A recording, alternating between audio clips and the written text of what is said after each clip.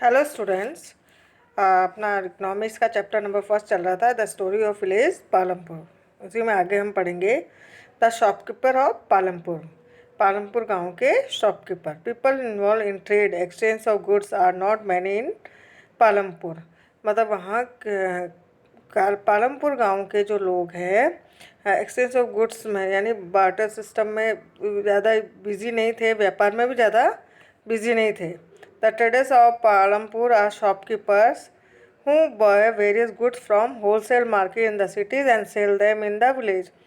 पालमपुर गांव के जो ट्रेडर्स थे, छोटे जैसे दुकानदार थे, वो होलसेल से सामान ला के अपने सिटीज़ में लाकर बेचते थे।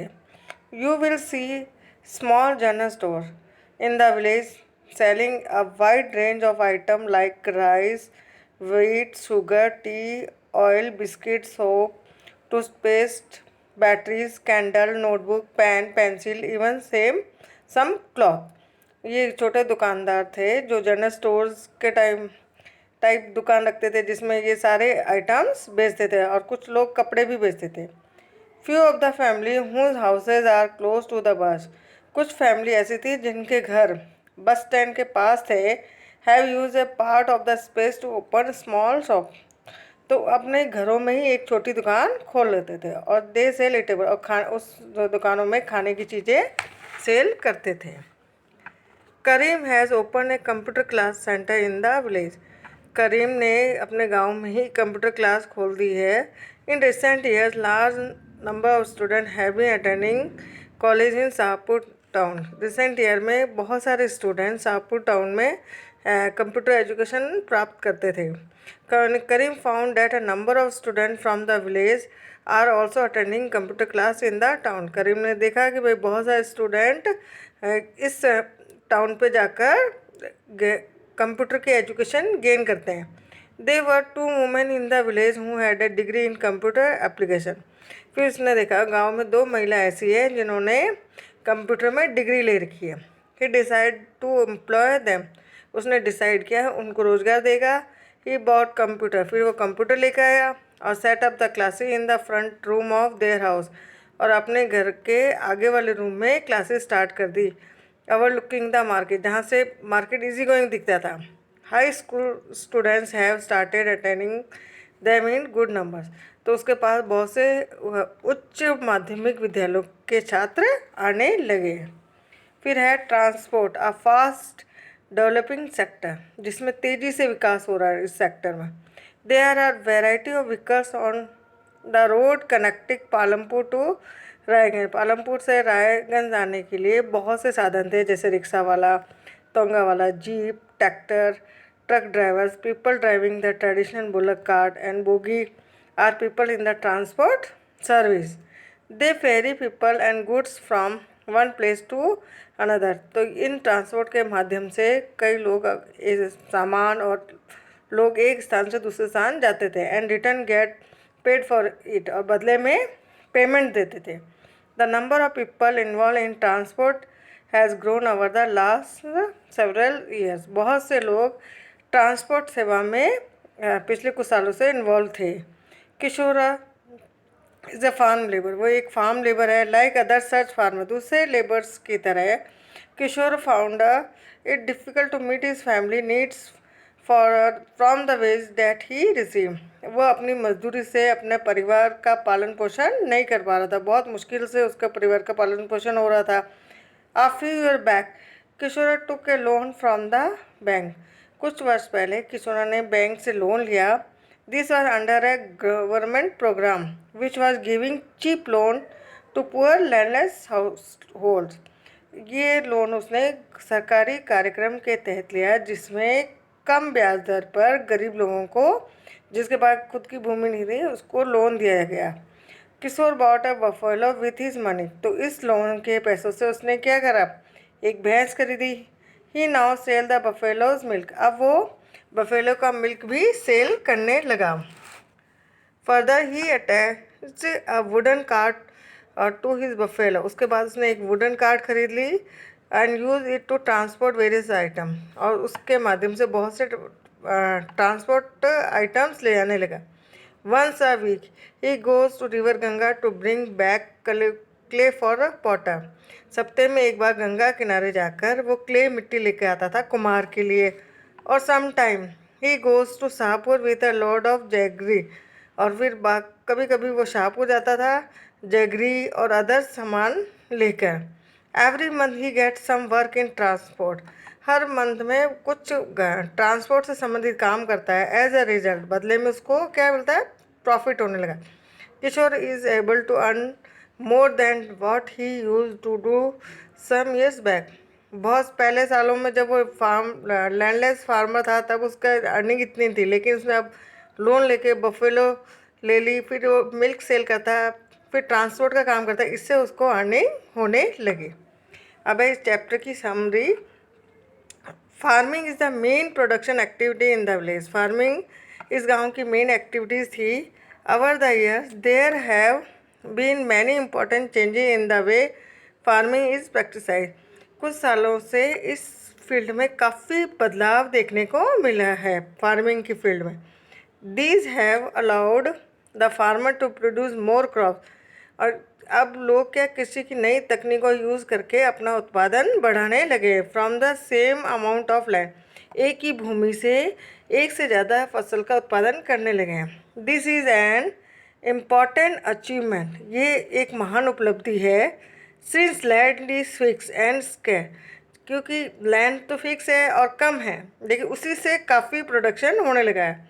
But in raising productions a great deal of pressure has been put on land and other natural resources. क्योंकि प्रोडक्शन बढ़ाने के लिए जब न्यू टेक्निक्स को अडॉप्ट किया गया है तो लैंड और अदर नेचुरल रिसोर्सेज पर प्रेशर बढ़ गया है. The new way of farming. नई तरीक़ों से कृषि करने से नीड लेस लैंड. इसमें लैंड की कम ज़रूरत है, बट लेकिन अदर जो कैपिटल वगैरह है उसकी ज़्यादा ज़रूरत है, but much more of capital. The medium and large farmer are able to use their own saving from production. जो मीडियम और लार्ज फार्मर है वो अपनी बचत से नेक्स्ट ईयर के लिए प्रोडक्शंस को बढ़ाने के लिए उसमें पैसा खर्च कर सकते हैं. Production to arrange for capital during the next season. On the other hand the small farmer who constitute about 80% of total. जो इंडिया में कम से कम 80% है, small farmer find it difficult to obtain capital. उसके लिए बहुत मुश्किल होता है पूंजी की व्यवस्था करना. Because of the small size of their work. क्योंकि उनकी जो लैंड है, प्लॉट है, बहुत साइज में बहुत छोटे हैं. Their production is not enough. उनका प्रोडक्शन इतना नहीं होता है कि उसमें वो सेविंग कर सके. The lack of surplus means that they are unable to obtain capital from their own saving. मतलब उनके पास इतना कम प्लॉट है कि उनका उसमें इतना उत्पादन नहीं होता जिसमें वो सेविंग कर सके. And have to borrow. तो कई बार उनको उधार लेना पड़ता है. बिसाइड द डेप्ट many of the small farmers have to do additional work. कई बार उधार लेने के कारण उनको कुछ दूसरा काम भी करना पड़ता है. As a farm labour. बड़े किसानों के फार्म खेतों पर लेबर्स के रूप में. To feed themselves and their families. अपने और अपने परिवार का भरण पोषण करने के लिए. Labour being the most abundant factor of the production. Labour सबसे महत्वपूर्ण फैक्टर है प्रोडक्शंस का. It would be idle. ये एक अच्छा आइडियल हो सकता है if new way of farming use much more labour. कि जब हम कृषि को नई टेक्निक को यूज़ कर रहे हैं, अगर उसमें लेबर को इम्पोर्टेंस दी जाए. लेकिन अनफॉर्चुनेटली दुर्भाग्यवश such a thing has not happen. इसमें लेबर ज़्यादा इम्पोर्टेंट नहीं है क्योंकि न्यू टेक्निक्स में क्या है, मशीनीकरण का यूज़ ज़्यादा होने लगा. The use of labour on farm is limited. अब क्या लेबर्स का काम बहुत लिमिटेड हो गया. The labour looking for opportunity is thus migrate to neighbouring village. तो लेबर्स के पास कोई अपॉर्चुनिटी नहीं बची है, तो इसको क्या करेगा, माइग्रेट यानी पड़ोस के गांव में जाकर दूसरे नॉन फार्मिंग एक्टिविटीज़ करने लगेगा. Village, town and city. Some labour has entered non farm sector in the village. पास के गांव में जाकर नॉन फार्म एक्टिविटीज़ में इन्वॉल्व होगा लेबर. एट प्रेजेंट वर्तमान समय में the non farm sector in the village is not very large.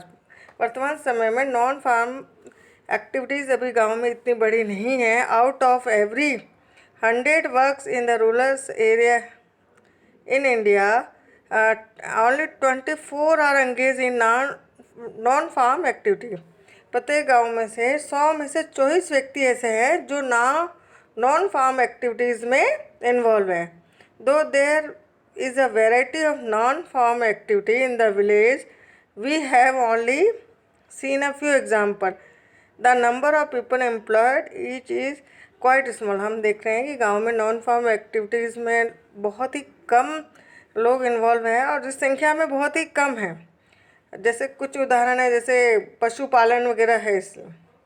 In the future, one would like to see more non-farm production activities in the village. मतलब future में हम देखेंगे कि काफ़ी ज़्यादा से ज़्यादा लोग इसमें इन्वॉल्व हो। Unlike farming, non farming activity required little land, क्योंकि नॉन फार्मिंग एक्टिविटीज़ में भूमि की ज़रूरत कम पड़ती है। People with some amount of capital, उसमें can set up of non farm activity, कम पैसों पे भी वो नॉन फार्म एक्टिविटीज़ कर सकता है। How does one obtain this capital, कोई भी व्यक्ति कैसे ये पैसा प्राप्त करे। One can either use his own saving, जिसके पास कुछ व्यक्तियों के पास उनकी खुद की सेविंग होती है, but more often has to take a loan, कईयों को लोन लेना पड़ता है। It is important that loan be available at low rate of interest, ये ज़रूरी हो कि जो लोन दे ले वो कम इंटरेस्ट रेट पर ले, कम ब्याज दर पर, so that even people without saving can start some non farm activity. मतलब जो लोगों के पास खुद की सेविंग नहीं है वो भी अपनी नॉन फार्म एक्टिविटी स्टार्ट कर सकते हैं लोन लेके।